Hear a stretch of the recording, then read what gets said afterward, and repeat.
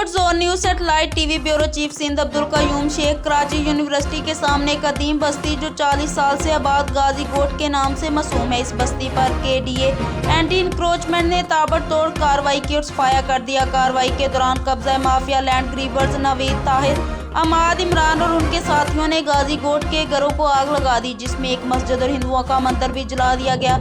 इस दौरान एक हामला खतून अपने नौज़ायदा बच्चे समेत हलाक हो गई है, जिसकी नमाज जनाजा तबाहशुदा जलाई गई गाजी कोट में पढ़ी गई।